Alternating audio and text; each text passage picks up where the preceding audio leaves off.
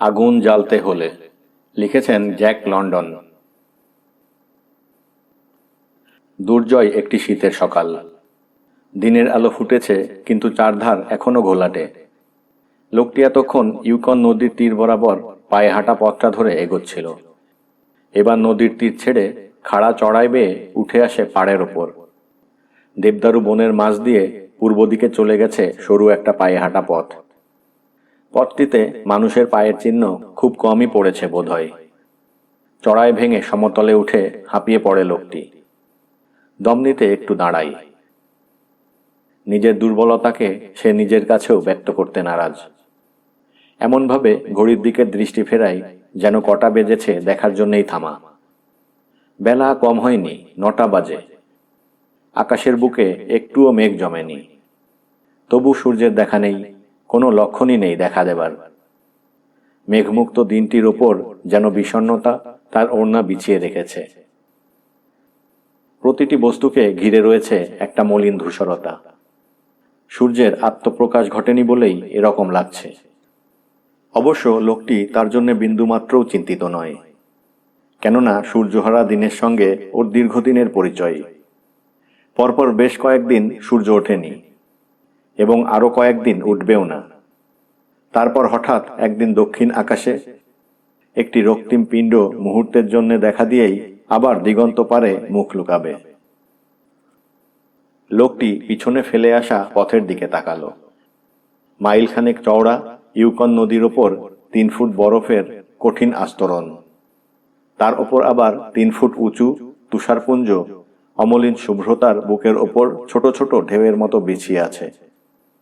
উত্তর কি দক্ষিণ, যেদিকে তাকানো যায় শুধু অবিচ্ছিন্ন তুষারের আবরণ। আর তার মধ্যে চুলের মতো একটি রেখা এঁকে বেঁকে এগিয়ে গেছে উত্তর থেকে দক্ষিণে। এইটি প্রধান সড়ক, আর এই সড়কের ওপরেই লোকটি এখন দাঁড়িয়ে রয়েছে। তুষার সমুদ্রের মধ্যে যেন দ্বীপের মতো নিঃসঙ্গ এই দেবদারু বনভূমি। সুদূর উত্তরে অবশ্য আরেকটি দেবদারু গাছের দ্বীপ দেখা যাচ্ছে। পথরেখাটি লুপ্ত হয়েছে ওখানেই। পথটির দক্ষিণমুখী দৈর্ঘ্য 500 মাইল চিলকুট পাস ডাইয়া হয়ে সমুদ্রে গিয়ে শেষ হয়েছে। উত্তরে এগোলে 1000 মাইল পার করে পথটি এসে পড়েছে নুলাটোয়। নুলাটো ছেড়ে আরো 1000 মাইল পেরিয়ে পথটি বেরিং সাগরের কূলে সেন্ট মাইকেলে এসে শেষ হয়েছে। চুলের মতো সরু এক ফালি এই রহস্যময় পথ। সূর্যহীন আকাশ, তীব্র শীত বা বিচিত্র কতগুলো পরিস্থিতির সমাবেশ। কোনোটাই লোকটির ওপর প্রভাব বিস্তার করতে পারেনি। লোকটি যে দীর্ঘকাল এ জীবনে অভ্যস্ত তাও নয়। বলতে গেলে সে সম্প্রতি এসেছে। এ অঞ্চলের শীতকালের সঙ্গে এটাই তার প্রথম পরিচয়। মুশকিল বেঁধেছে লোকটির চিন্তাশক্তি অত্যন্ত কম বলেই। জীবনে যাই ঘটুক না কেন সে অত্যন্ত দ্রুততার সঙ্গে খাপ খাইয়ে নিতে পারে, কিন্তু তার ভবিষ্যৎ ফলাফল কি হবে সে সম্বন্ধে কোনো ধারণা করতে পারে না। -50 ডিগ্রি মানেই হিমাঙ্কের নিচে 80 ডিগ্রি পরিমাণ তুষার। এই অত্যন্ত বিপজ্জনক ব্যাপারটার গুরুত্ব বলতে সে বোঝে শুধু ঠান্ডায় খানিকটা অস্বস্তি বোধ করা, আর কিছু না। সে একবারও ভাবে না যে মানুষ চিরঞ্জয়ী নয়। শীত ও গ্রীষ্মের একটা নির্ধারিত মাত্রার মধ্যেই তার পক্ষে জীবন ধারণ করা সম্ভব। সে কোনোদিনই মানুষের নশ্বর দেহের কথা ভাববে না, মহাবিশ্বের মানুষের স্থান কোথায় তাই নিয়ে চিন্তিতও হয়ে পড়বে না। তাপমাত্রা শূন্য ছাড়িয়ে 50 ডিগ্রি নিচে নামা মানে তার কাছে হাড় কাঁপানো শীতে কষ্ট পাওয়া। আর তাই তার বিরুদ্ধে আত্মরক্ষার প্রয়োজনে পশমি দস্তানা, কান ঢাকা টুপি, গরম জুতো আর মোটা মোজা পরা। -50 ডিগ্রি মানে তার কাছে -50 ডিগ্রি। এছাড়াও যে এর আর কোনো অর্থ থাকতে পারে সেটা তার মগজে কোনোদিনই ঢুকবে না। যাত্রা শুরু করার আগে কি ভেবে লোকটা একটু থুতু ফেলে, অমনি পটকা ফাটার মতো একটা তীক্ষ্ণ শব্দ হয়। লোকটি আবার থুতু ছেটায়, আবার পটকা ফাটার শব্দ। লোকটি অবাক হয়ে ভাবে হিমাঙ্কের 50 ডিগ্রি নিচে তুষারের সংস্পর্শে এলে থুতু এরকম শব্দ করে ফাটে। কিন্তু এখন তো তুষার স্পর্শ করারও প্রয়োজন হচ্ছে না, বাতাসে বিস্ফোরণ ঘটছে। তার মানে পায়ের নিচে তাপমাত্রা 50 ডিগ্রিরও কম। অবশ্য কতটা কম তা জানার উপায় নেই, আর তা নিয়ে ওর চিন্তাও নেই। এখন ওর হ্যান্ডারসন খাড়ির বাঁ ফালিতে অবস্থিত খনি অঞ্চলটায় পৌঁছানো দরকার। দলের বাকি লোকেরা ইতিমধ্যেই সেখানে হাজির হয়েছে। ওরা ইন্ডিয়ান ক্রিক প্রদেশ থেকে জলভাগ পেরিয়ে এসেছে আর চলেছে একটু ঘুরপথে। ইউকন দ্বীপ থেকে বসন্তকালে গাছের গুঁড়ি সরবরাহ করা যাবে কিনা খোঁজ নেবার জন্যই এই পথে ওর আগমন। 6টার মধ্যেই শিবিরে পৌঁছে যাবে নিশ্চয়ই। ততক্ষণে অন্ধকার নেমে আসবে ঠিক, কিন্তু শিবিরে পৌঁছে গেলে আর দুশ্চিন্তার কোনো কারণ নেই। ততক্ষণে ওরা আগুন জ্বেলে ফেলবে, রাতের খাবারও তৈরি থাকবে। আর দুপুরের খাওয়া কথাটা মনে পড়তেই ও পেটফোলা জ্যাকেটের ওপর হাত ঠেকায়। জ্যাকেট আর শার্টের তলায় একেবারে গায়ের চামড়ায় স্পর্শ করে আছে একটা পুটলি। রুমাল দিয়ে জড়ানো বিস্কুটগুলো যাতে জমে না যায় তার জন্যই এই ব্যবস্থা। বিস্কুটের কথা মনে পড়তেই লোকটির মুখে ঈষৎ হাসির আভাস দেখা যায়। শুয়োরের চর্বি মাখানো বিস্কুটগুলো টুকরো করে কাটা আছে, আর টুকরোগুলোর মাঝে আছে শুয়োরের মাংসের পুরু পুরু ফালি। লোকটা এবার দেবদারু গাছের ফাঁক দিয়ে এগোতে শুরু করে। শেষ স্লেজ গাড়িটা পেরিয়ে যাবার পর কম করে অন্তত 1 ফুট তুষারপাত হয়েছে। লোকটি ভাবে ভাগ্য তার ভালো যে সঙ্গে স্লেজ গাড়ি নেই। মালপত্র থাকলে এখন দারুণ অসুবিধার সম্মুখীন হতে হতো। সত্যি বলতে কি, তার কাছে ওই খাবারের পুটলিটা ছাড়া আর কিছুই নেই। ও কিন্তু শীতের প্রকোপ দেখে বিস্মিত হয়।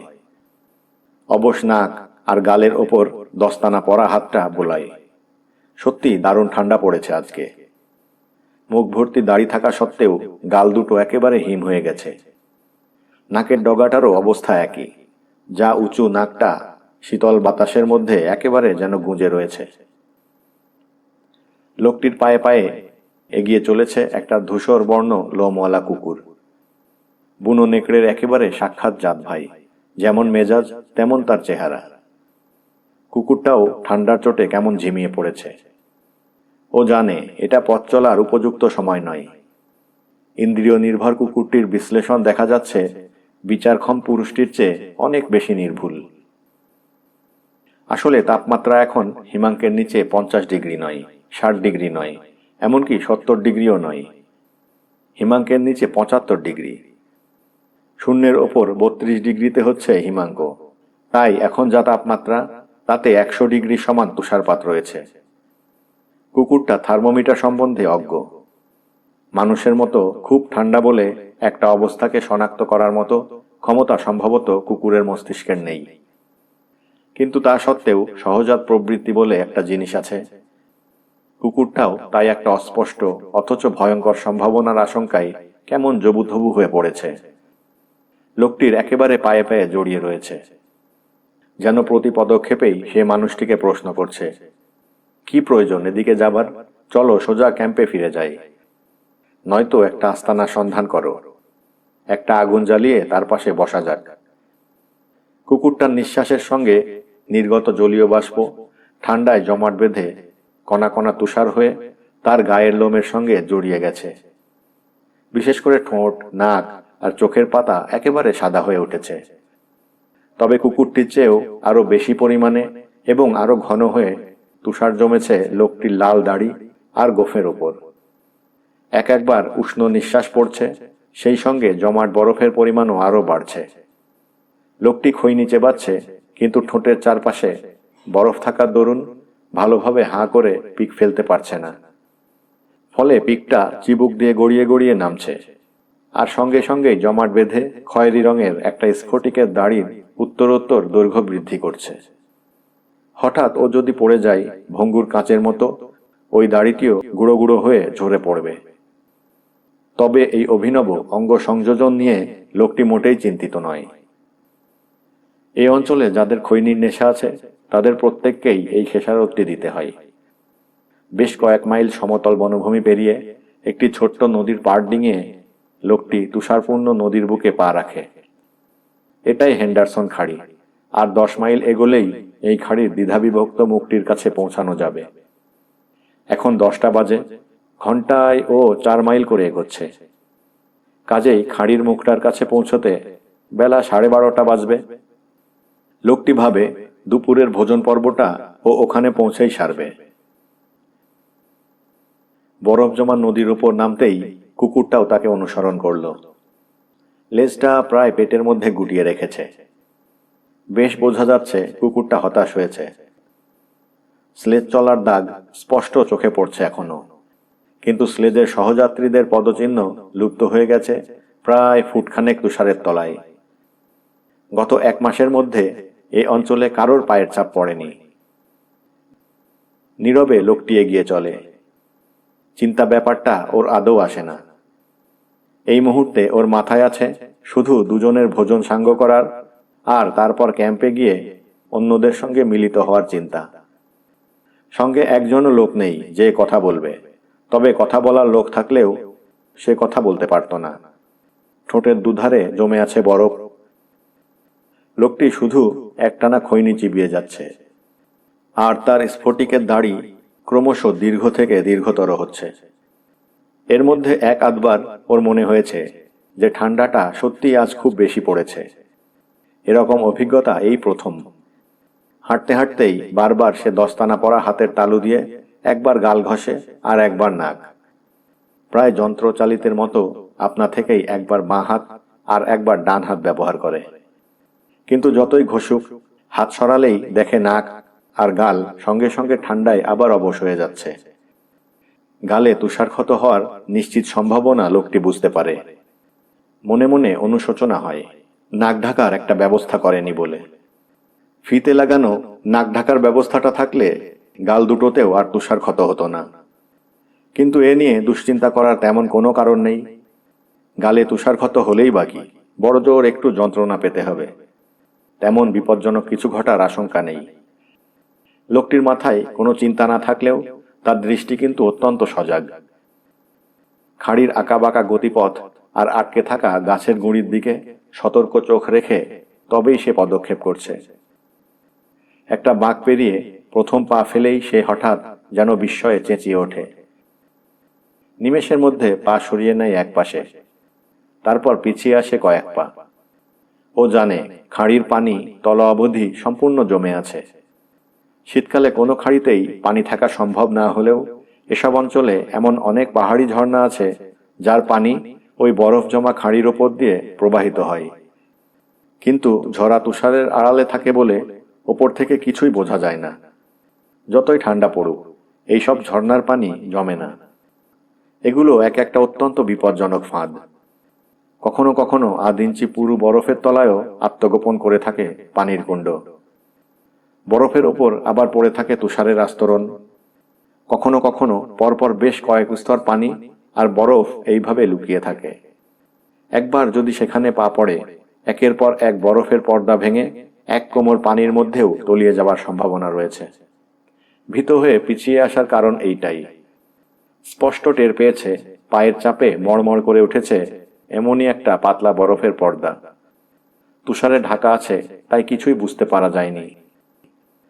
এই প্রচণ্ড ঠান্ডায় পা ভিজে যাওয়া মানেই হাঙ্গামা আর বিপদ। আর কিছু যদি নাও হয়, যাত্রায় বিলম্ব তো হবেই। প্রথমেই একটা আগুন জ্বালতে হবে, তারপর সেই আগুনের সামনে পা রেখে জুতো মোজা খুলে সেগুলো শুকিয়ে নিতে হবে। এক জায়গায় দাঁড়িয়েই খাড়ির পৃষ্ঠদেশ আর পাড়গুলো খুব ভালো করে পর্যবেক্ষণ করে লোকটি। শেষ পর্যন্ত স্থির করে যে জলপ্রপাতটি এসেছে তার ডান দিক থেকে। নাক আর গাল ঘষতে ঘষতে খানিকক্ষণ চিন্তা করে অবশেষে বেজার মুখে সে বাঁদিক ঘেঁষে চলতে শুরু করে। প্রতিটি পদক্ষেপের আগে আলতো করে একবার পা ছুঁয়ে দেখে নিচ্ছে। বিপদসীমা অতিক্রম করে লোকটি আবার মুখে খৈনি পড়ে। এতক্ষণে সে আবার আগের মতো ঘন্টা পিছু 4 মাইল বেগে হাঁটতে শুরু করে। পরবর্তী 2 ঘন্টার মধ্যে লোকটি বেশ কয়েকবার এরকম ফাঁদের সম্মুখীন হয়েছে। এর মধ্যে একবার অবশ্য ও অল্পের জন্য বেঁচে গেছে।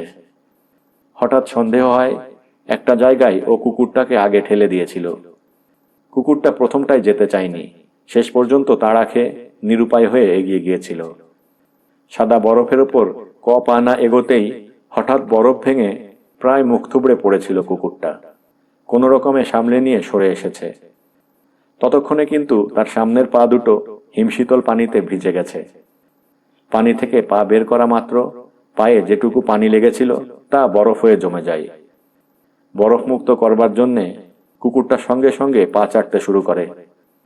তারপর তুষারের ওপর বসে দাঁত দিয়ে কামড়ে কামড়ে পায়ের আঙুলের ফাঁকে জমা বরফ কাটতে শুরু করে। এটা একটা প্রবৃত্তিগত ব্যাপার। বরফটা থাকলে যে পায়ে ক্ষত সৃষ্টি হবে একথা কুকুরটা জানে না।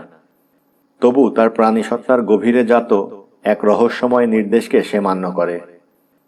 লোকটি কিন্তু ব্যাপারটা জানে বলেই ডান হাতের দস্তানা খুলে কুকুরটার আঙ্গুলের ফাঁক থেকে বরফের কুঁচিগুলো সরিয়ে দেয়। দস্তানাটা আবার পরে নিতে মিনিট খানিকের বেশি লাগেনি, কিন্তু লোকটি অবাক হয়ে দেখে ইতিমধ্যেই আঙুলগুলো অবশ হয়ে গেছে। সত্যি প্রচণ্ড ঠান্ডা আজ। তাড়াতাড়ি দস্তানাটা গলিয়ে নিয়ে বুকের ওপর সজোরে একটা থাপ্পড় কষায় অবশ ডান হাতটা দিয়ে। ঠিক 12টার সময় আকাশের উজ্জ্বলতা সবচেয়ে বেশি হয়, কিন্তু সূর্য তার শীতকালীন সফরের পথে এখন সুদূর দক্ষিণে পৌঁছে গেছে, তাই দিগন্ত আর উদ্ভাসিত হয়ে ওঠে না। সূর্য আর হেন্ডারসন খাড়ির মাঝখানে পৃথিবীর ফুলো পেটটা একটা অবরোধ সৃষ্টি করেছে। মাঝ দুপুরে মেঘমুক্ত আকাশের নিচে হেঁটে চলেছে লোকটি, কিন্তু মাটিতে তার ছায়ার রেশও পড়ছে না। কাঁটায় কাঁটায় 12:30টার সময় লোকটি হেন্ডারসন খাড়ির দ্বিধাবিভক্ত মুখটায় এসে পৌঁছল। নিজের হাঁটার গতি দেখে নিজেই খুব সন্তুষ্ট। এভাবে হাঁটতে পারলে 6টার মধ্যেই নিশ্চয়ই দলের সঙ্গে যোগ দিতে পারবে। জ্যাকেট আর জামার বোতাম খুলে দুপুরের খবরটা বের করে আনে। সেকেন্ড 15-র বেশি সময় লাগেনি কাজটি সারতে, কিন্তু তারই মধ্যে উন্মুক্ত আঙ্গুলগুলো অবশতার শিকার হয়েছে। দস্তানাটা না পেয়ে প্রায় 12 বার হাতটা সে সজোরে থাবড়ায় ডান পায়ের ওপরে। তারপর তুষার জমা একটা গাছের গুঁড়ির ওপর বসে পড়ে খাবে বলে। পায়ে থাপ্পড় মারার জন্যে যে শিরশিরে ব্যথাটা প্রথমে অনুভব করেছিল, দেখতে দেখতে সেটা কেটে ওঠে। এত দ্রুত আঙ্গুলগুলোকে আবার অবশ হতে দেখে চমকে যায় লোকটি। বিস্কুটে একটা কামড় বসাবারও সুযোগ মেলেনি। ডান হাতের আঙ্গুলগুলো দিয়ে আবার বার কয়েক থাপ্পড় কষিয়ে দস্তানাটা এবার গলিয়ে নেয়। এবার বাঁ হাতের দস্তানাটা খুলেছে খাবে বলে, কিন্তু বিস্কুট মুখে পড়া গেল না। তার বরফ জমা ঠোঁট ফাঁক হলো না। আগেই আগুন জেলে গায়ের বরফ গলিয়ে নেওয়া উচিত ছিল। নিজের নির্বুদ্ধিতায় নিজেই লজ্জা পায় লোকটি। ইতিমধ্যে বাঁ হাতের আঙুলগুলো অসাড় হতে শুরু করেছে। লোকটি আরো অনুভব করে যে গাছের গুঁড়িটার ওপরে চড়ে বসবার সময় পায়ের আঙুলগুলো চিনচিন করে উঠেছিল, কিন্তু এখন আর করছে না। তাহলে কি পায়ের আঙুলগুলো অসাড় হয়ে গেল? পরীক্ষামূলকভাবে মোকাসিনের মধ্যে আঙুল নাড়িয়ে দেখল, সত্যি অবশ হয়ে গেছে ওগুলো। দ্রুত দস্তানা পরে উঠে দাঁড়ায় সে। আতঙ্ক স্পর্শ করেছে ওকে। জোরে জোরে মাটির উপর পা ঠুকতে শুরু করে দেয়। শেষ পর্যন্ত ব্যথার অনুভূতি ফিরে আসে।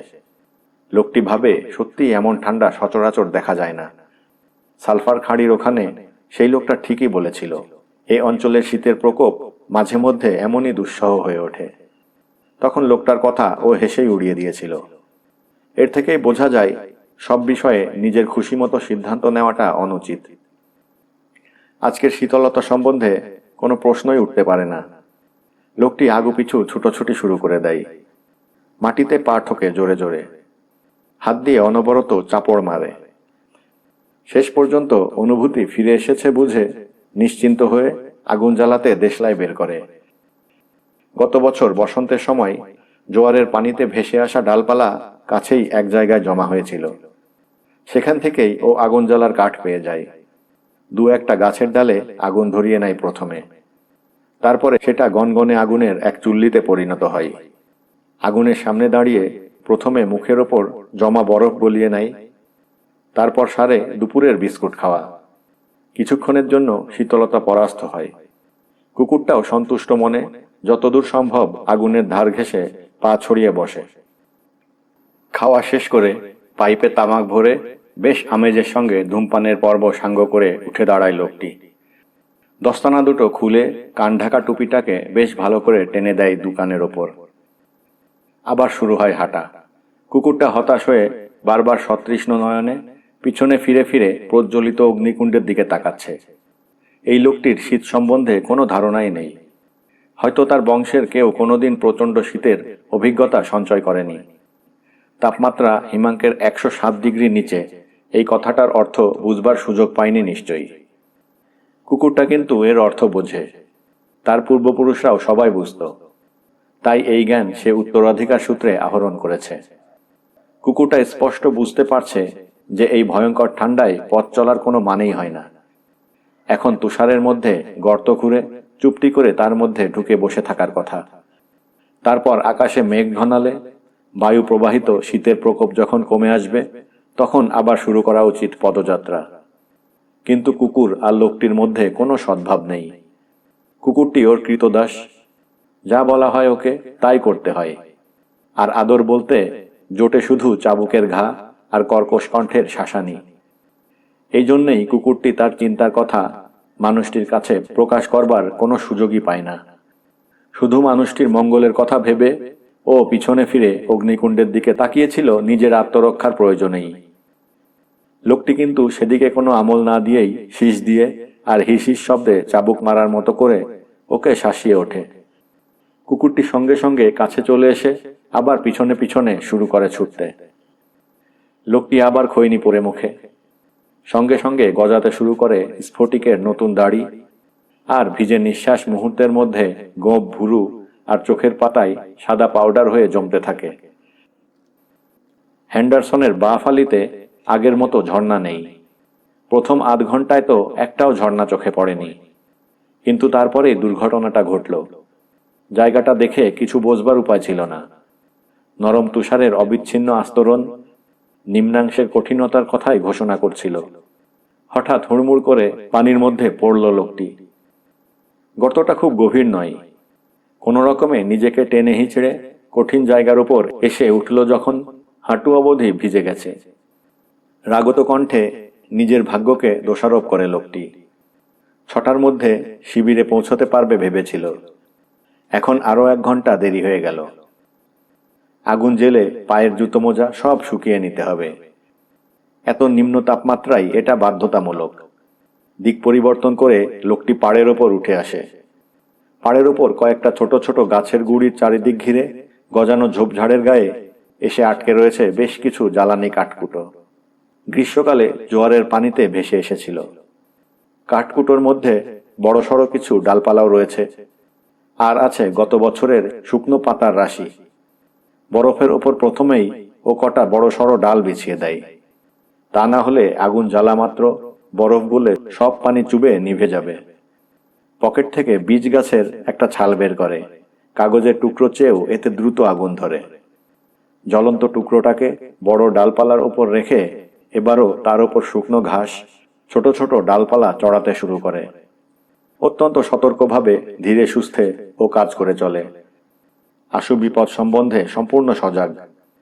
আগুনের শিখা আকারে ক্রমে বড় হয়ে ওঠার সঙ্গে সঙ্গে বড় বড় দেখে ডালপালা গুঁজে দেয় লোকটি। তুষারের ওপর হাঁটু গেড়ে বসে। ডালপালার জঞ্জাল থেকে একটা করে ডাল টেনে নিচ্ছে আর শটান গুঁজে দিচ্ছে আগুনে। ও জানে এখন কোনো মতেই ব্যর্থ হওয়া চলবে না। তাপমাত্রা যখন 0 থেকে 75 ডিগ্রি নিচে নেমে যায়, তখন আগুন জ্বালবার প্রথম প্রচেষ্টায় বিফল হওয়া মারাত্মক। বিশেষ করে তার পা দুটো যদি ভিজে থাকে। পা যদি ভিজে না থাকে তাহলে আগুন জ্বালাতে না পারলেও আধ মাইল ছুটে রক্ত সঞ্চালন ফিরিয়ে আনা যায়। কিন্তু ভিজে বরফ জমাট পায়ের রক্ত সঞ্চালন শুধু ছুটে ফিরিয়ে আনা অসম্ভব। তাপমাত্রা এখন হিমাঙ্ক ছাড়িয়ে 75 ডিগ্রি নেমে গেছে। কাজেই যত জোরেই ছুটুক না কেন, ওর ভিজে পা জমাট বাঁধবেই। লোকটি এসব কথা ভালোভাবেই জানে। গন্ধক খাড়ির অভিজ্ঞ লোকটির কাছে গত বছর এসব গল্পই শুনেছে। লোকটিকে মনে মনে ধন্যবাদ জানায় ওকে এই গুরুত্বপূর্ণ উপদেশ দেওয়ার জন্যে। ইতিমধ্যেই তার পায়ের অনুভূতি লোপ পেয়েছে। আগুন জ্বালবার জন্যে দস্তানা খুলতে বাধ্য হয়েছিল। এতক্ষণ ঘন্টায় 4 মাইল বেগে হাঁটছিল। তাই হৃৎপিণ্ডটা রক্ত পাম্প করে পাঠাচ্ছিল শরীরের সবখানে, প্রতিটি অঙ্গ প্রত্যঙ্গের শেষ প্রান্ত পর্যন্ত। কিন্তু দাঁড়িয়ে পড়া মাত্র পাম্পের গতি গেছে কমে। মহাশূন্য থেকে ঝরে পড়েছে শীতলতা। পৃথিবীর এই অনাচ্ছাদিত শীর্ষাঞ্চলে প্রচণ্ড তার দাপট। আর সেই ভয়ঙ্করের দাপটে তার দেহের রক্তও যেন ভয় পেয়েছে। ঠিক কুকুরটার মতোই বোধহয় জ্যান্ত তার দেহের রক্ত। তাই কুকুরটার মতো রক্তও চাইছে এই প্রচণ্ড ঠান্ডার হাত থেকে রেহাই পাবার জন্যে লুকিয়ে পড়তে। ঘণ্টা পিছু 4 মাইল করে হাঁটার সময় অনিচ্ছা সত্ত্বেও রক্তস্রোত প্রবাহিত হয়েছে দেহের অঙ্গ প্রত্যঙ্গে, কিন্তু এখন তাতে ভাটা পড়েছে।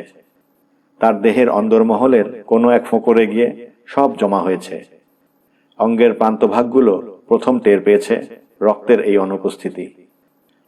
ভিজে পা দুটো দ্রুত থেকে দ্রুততর জমে যাচ্ছে। বেআব্রু আঙ্গুলগুলো জমে না গেলেও ক্রমশই আয়ত্তের বাইরে চলে যাচ্ছে। নাক আর গালও জমতে শুরু করেছে। সারা গায়ের চামড়া হিমশীতল হয়ে উঠছে রক্ত সঞ্চালন কমে আসার সঙ্গে সঙ্গে। কিন্তু ওর আর ভয় নেই। আঙ্গুল, নাক আর গলাটাতেই যা তুষার ক্ষত হবে। আগুনটা বেশ গনগন করে জ্বলছে।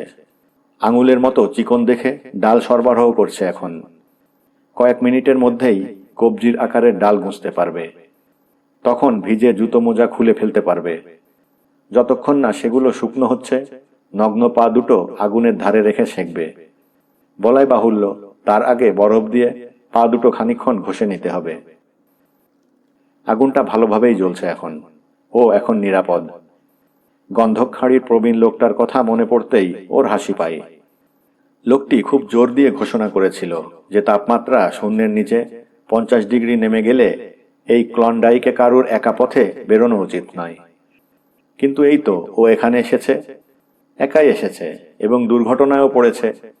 তবু নিজেকে ঠিক বাঁচিয়েছে তো। আসলে মাথা গরম না করলে কোনো বিপদই বিপদ নয়। পুরনো দিনের লোকগুলোর একটু মেয়েলি স্বভাব হয়। মরদের মতো মরদ হলে যে কেউ একা পথে বেরোতে পারে। কিন্তু বিস্ময়কর ব্যাপার হচ্ছে যে তার নাক আর গাল দুটো অত্যন্ত দ্রুত জমে যাচ্ছে। এত অল্প সময়ের মধ্যে তার আঙুলগুলো যে প্রাণ হারিয়ে ফেলবে ভাবতেও পারেনি। সত্যিই কোনো অনুভূতি নেই আঙ্গুলে। কোনো রকমে আঙ্গুল দিয়ে এখন মুঠো করে ডাল ধরতে পারছে। নাড়াচাড়া করা প্রায় দুঃসাধ্য। মনে হচ্ছে আঙ্গুলগুলো যেন তার নিজের দেহের অংশ নয়। একটা ডাল ছুঁয়ে ওকে ভালো করে নজর দিতে হচ্ছে যে সত্যিই সে ডালটা মুঠো করে ধরেছে কিনা। তবে এ নিয়ে মাথা ঘামাবার কিছু নেই। আগুন তো জ্বলছেই। চড়চড় শব্দ হচ্ছে অগ্নিকুণ্ডে। আর তার প্রতিটি নৃত্যরত শিখা যেন জীবনের পক্ষে শপথ নিচ্ছে। লোকটি তার মোকাসিন জুতো খুলতে শুরু করে। পুরো জুতোটার ওপরেই কঠিন বরফ জমেছে। মাঝ হাঁটু অবধি টানা মোটা জার্মান মোজাগুলো যেন লোহার পাত, আর মোকাসিনের ফিতেগুলো যেন পেঁচানো লোহার রড। অবশ্য আঙুল দিয়ে কিছুক্ষণ টানাটানি করেই ও নিজের বোকামির কথা বুঝে পকেট থেকে ছুরিটা বের করে নেয়। কিন্তু ফিতে কাটার আগেই ব্যাপারটা ঘটে। দোষটা ওরই। অবশ্য দোষ না বলে ভুল বলাই ভালো। গাছের তলায় আগুন জ্বালানো ঠিক হয়নি। ফাঁকা জায়গায় আগুন জ্বালানো উচিত ছিল। কিন্তু ঝোপ থেকে ডালপালা টেনে সোজা আগুনে গুজে দেবার সুযোগটা ছিল এখানে। যে গাছটার তলায় ও আগুন জ্বেলেছে তার প্রতিটি ডালপালার ওপরেই জমেছিল তুষার। কয়েক সপ্তাহ ধরে মোটেই বাতাস বয়নি। তাই ডালপালাগুলোর ওপর তাদের ভার বহনের শেষ সীমা অবধি তুষার জমেছে। যতবার একটা করে ডাল টেনেছে সামান্য কাঁপুনি লেগেছে গাছটায়। সেটা ওর চোখে অত্যন্ত অকিঞ্চিতকর মনে হলেও দুর্ঘটনা বাঁধাবার পক্ষে যথেষ্ট। গাছের ওপর দিকের একটা ডাল থেকে হঠাৎ ঝরে পড়ল বরফের বোঝা। ঝরে পড়া বরফের বোঝা এসে পড়ল নিচের ডালগুলোর ওপর, আর সেগুলো থেকে ঝরে পড়ল আরো তুষার, আরো অনেক ডালের ওপর। এই প্রক্রিয়া দ্রুত বিস্তার লাভ করল সারাটা গাছ জুড়ে। বিনা সংকেতে হঠাৎ এক তুষার প্রপাত সৃষ্টি হল। আগুনের উপর ধসে পড়ল রাশি রাশি স্তূপ স্তূপ তুষার। দেখলে বোঝা যাবে না যে একটু আগেও এখানে অমন গনগনে আগুন জ্বলছিল। লোকটি স্তম্ভিত। এ যেন নিজের কানে নিজের মৃত্যু দণ্ডাদেশ শোনা। নির্বাপিত অগ্নিকুণ্ডটার দিকে একদৃষ্টে চেয়ে রইল ও মুহূর্তক্ষণ। তারপর সমস্ত অস্থিরতা একেবারে শান্ত হয়ে এলো। গন্ধকখাড়ির লোকটা বোধহয় ঠিকই বলেছিল। এখন একজন সঙ্গী থাকলে কোনো বিপদ হতো না। সেই আবার আগুন জ্বালতে হবে। এবার আর ব্যর্থ হলে চলবে না। অবশ্য আগুন জ্বালতে পারলেও পায়ের কয়েকটা আঙ্গুল বোধহয় খোয়াতেই হবে। ইতিমধ্যেই পা দুটো বেশ জমে গেছে। আগুন জ্বালাতেও তো খানিকটা সময় লাগবে। লোকটি কিন্তু নিষ্কর্মার মতো শুধু বসে বসে চিন্তাস্রোতে গা ভাসায়নি। এই সময়টুকুর মধ্যেই সে আরেকটা আগুন জ্বালবার প্রস্তুতি নিয়েছে। এবার খড়কুটো জড়ো করেছে ফাঁকা জায়গাতেই। এবার কোনো গাছ আর শয়তানি করে আগুন নেভাতে পারবে না। নদীর উঁচু পাড় থেকে শুকনো ঘাস আর ছোট ছোট ডালপালা সংগ্রহ করতে এগিয়ে এসেও মুশকিলে পড়তে হয়।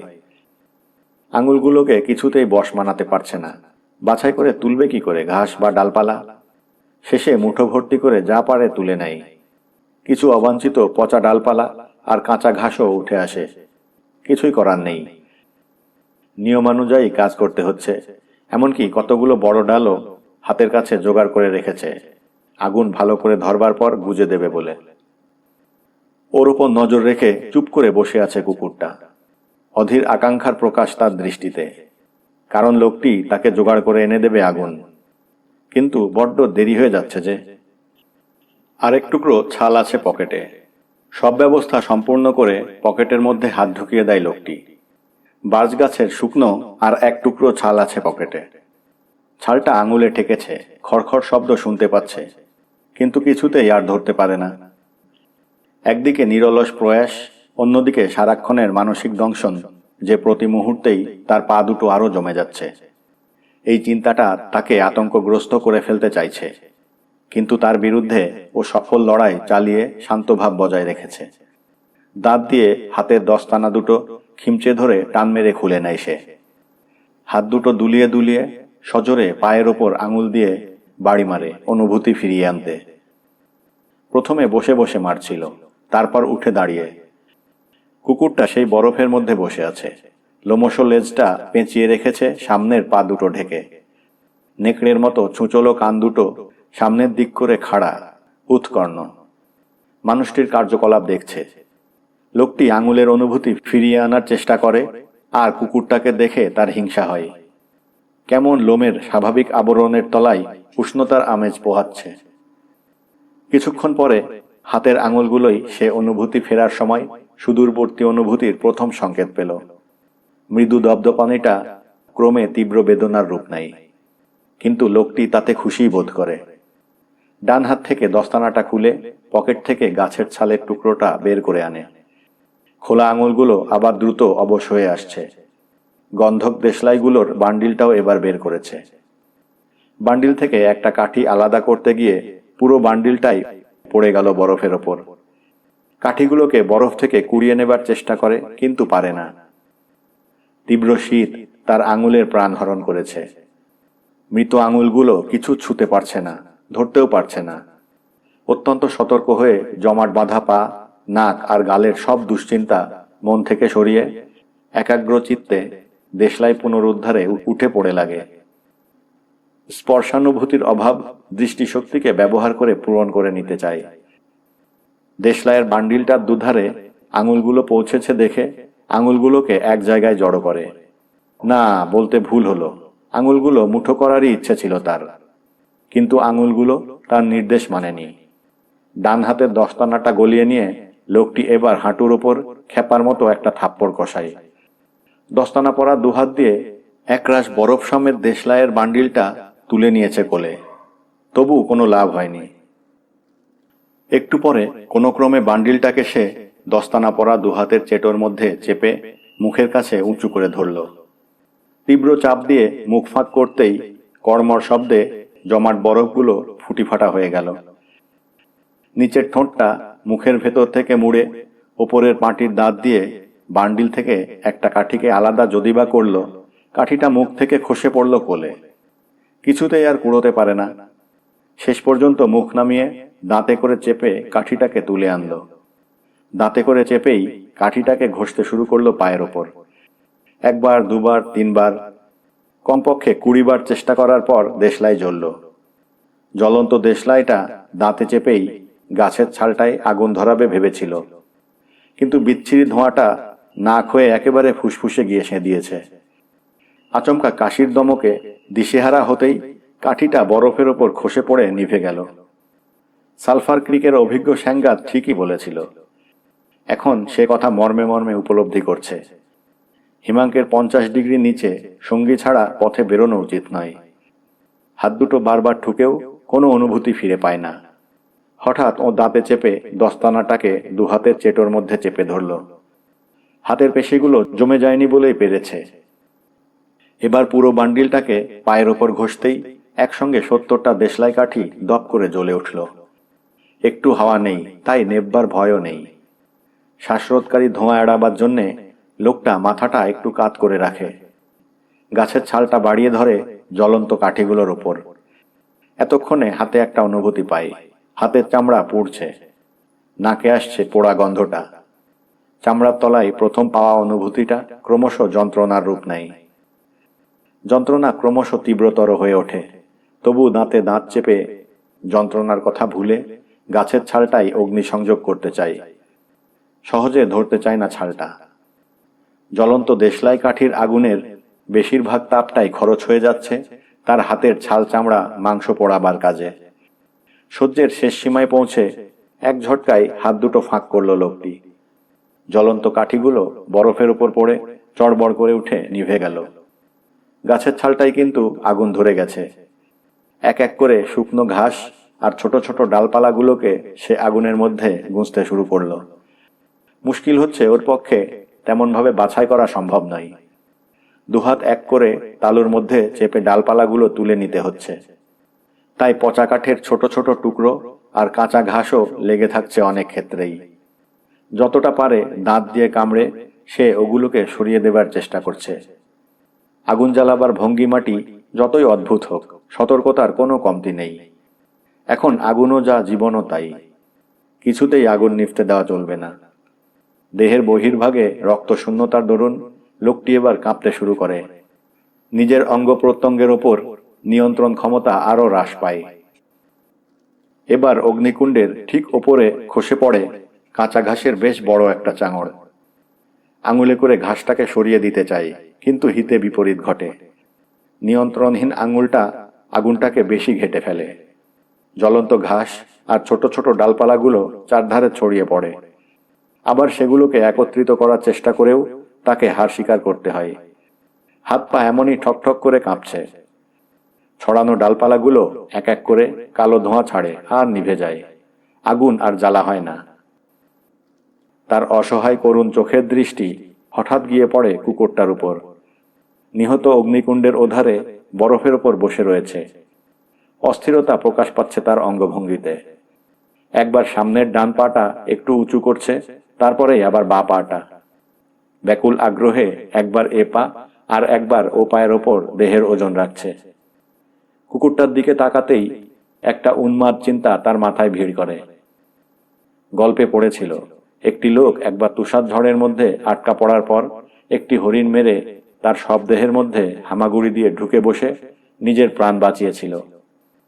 ঠিক এমনিভাবে কুকুরটাকে খুন করে ওর গরম শরীরের মধ্যে হাত দুটো গুজে রাখা যেতে পারে। কিছুক্ষণ বাদে নিশ্চয়ই অবশ ভাবটা কেটে যাবে। তখন সে আবার আগুন জ্বালতে পারবে। কুকুরটাকেও কাছে ডাকে, কিন্তু তার শঙ্কা জড়িত অদ্ভুত কণ্ঠস্বর শুনে জন্তুটিও ভীতিবোধ করে। এমনভাবে লোকটিকে কখনো কথা বলতে শোনেনি। অবোধ প্রাণীও বুঝতে পারে কিছু একটা ঘটেছে। ব্যাপারটা ঠিক কিনা পুরোপুরি বুঝতে না পারলেও তার সন্দেহপ্রবণ মনটা বিপদের গন্ধ পায়। লোকটির ডাক শোনা মাত্র কুকুরটা তার খাড়া কান নামিয়ে নেয়। তার অস্থিরতা আরও বৃদ্ধি পায়। সামনের পা দুটো আরও ঘন ঘন নাড়ে। কিন্তু লোকটির কাছে আসার বিন্দুমাত্র আগ্রহ অনুভব করে না। লোকটি এবার চার হাত পায়ে হামাগুড়ি দিয়ে এগোবার চেষ্টা করে। আর এই বিচিত্র ভঙ্গি দেখে কুকুরটার সন্দেহের মাত্রা আরও বাড়ে। কুকুরটা খানিক দূরে সরে গিয়ে দাঁড়ায়। লোকটি বরফের ওপর বসেই মাথা ঠান্ডা করে ভাবতে চেষ্টা করে। দাঁত দিয়ে টেনে দস্তানা দুটো হাতে লাগিয়ে নিয়ে উঠে দাঁড়ায়। পায়ে কোনো অনুভূতি নেই, তাই ভালো করে জমির দিকে তাকিয়ে বুঝতে চেষ্টা করতে হচ্ছে সত্যি সে নিজের পায়ে ভর দিয়ে দাঁড়িয়ে আছে কিনা। লোকটিকে স্বাভাবিকভাবে উঠে দাঁড়াতে দেখেই কুকুরটির সন্দেহের ভাবটা হালকা হয়ে আসে।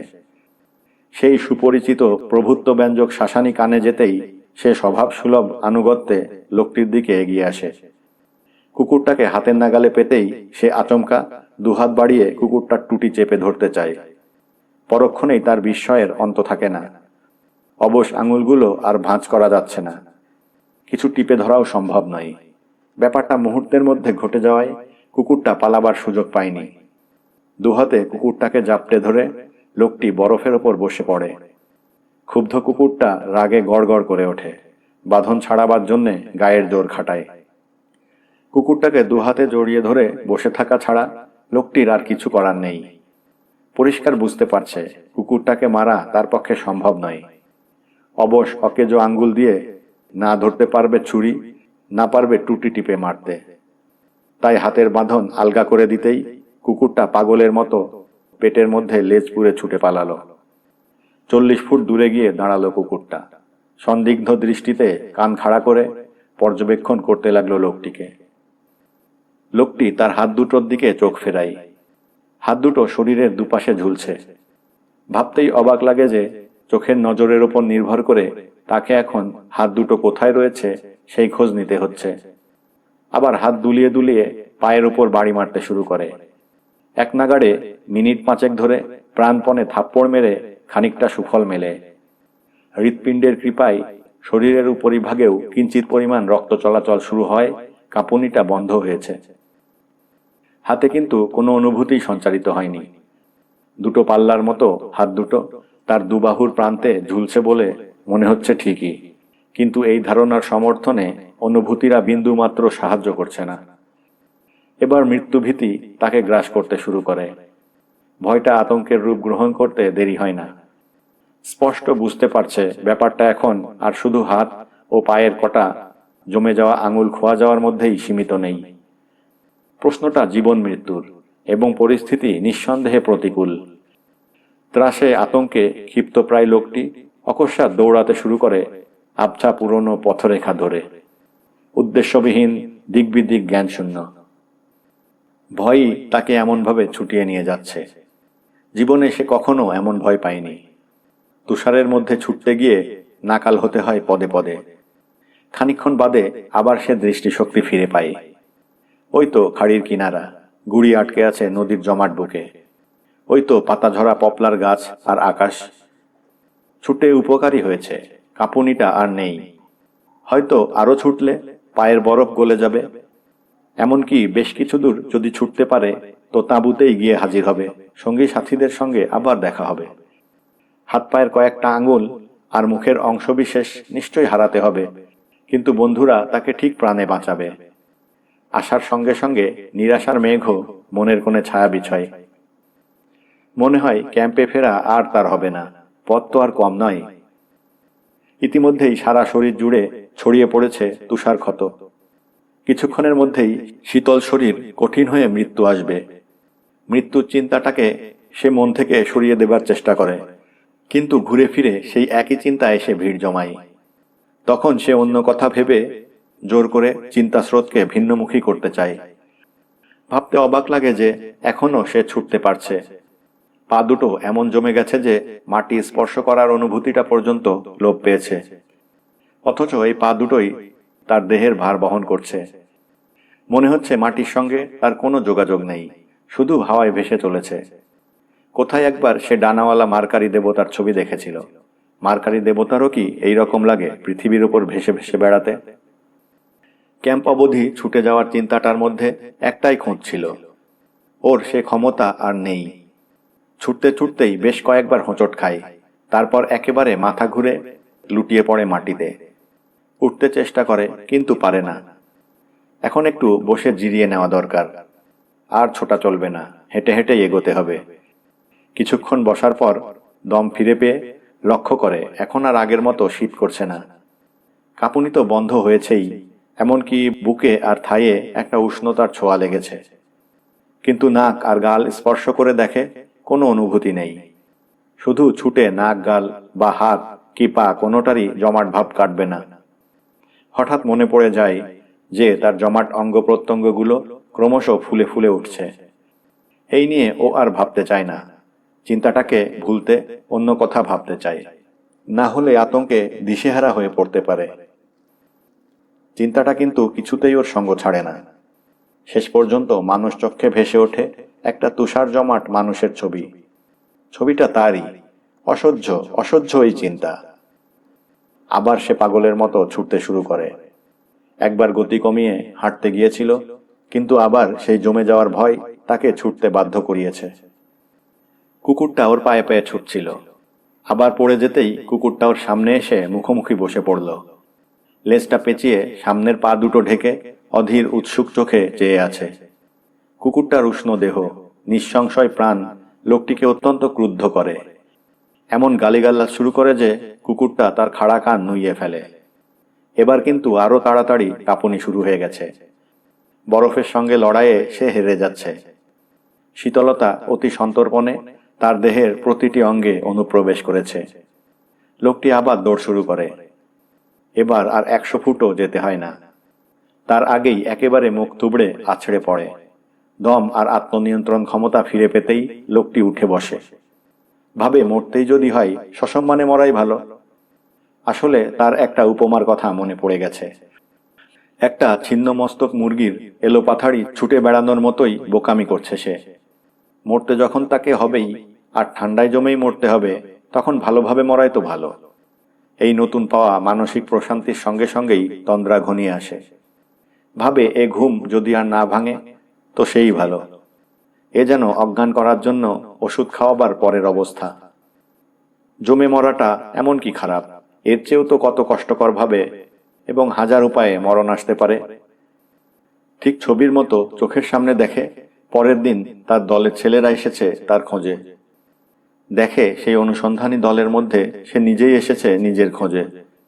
সদল বলে এগোতে এগোতে পথের একটা বাঁক ঘুরেই সে নিজেকে দেখতে পাই, তুষার শয়নে শায়িত।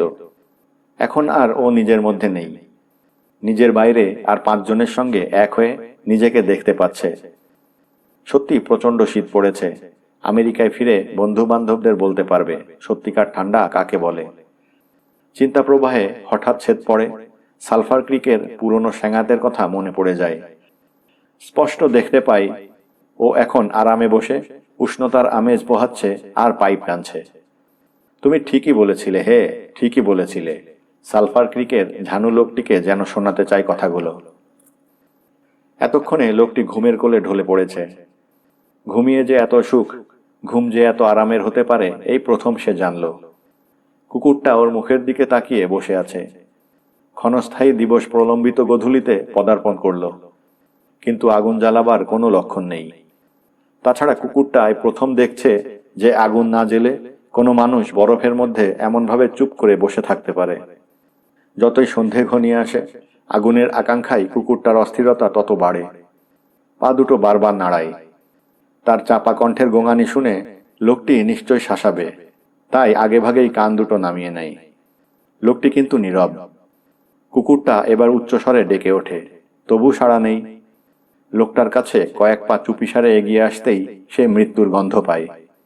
কুকুরটা চমকে পিছু হটে আসে, তারপর আকাশের দিকে মুখ তুলে খানিকক্ষণ এক নাগাড়ে ঘেউ ঘেউ করে। তারাগুলো শীতল আকাশের বুকে জলজল করে নাচছে। এবার কুকুরটা মুখ ফিরিয়ে নিয়ে পায়ে হাঁটা পথটা ধরে ক্যাম্পের দিকে এগিয়ে চলে। ও জানে ওখানে অনেক মানুষ আছে, তারা ওকে খেতে দেবে, আগুন জ্বালিয়ে দেবে।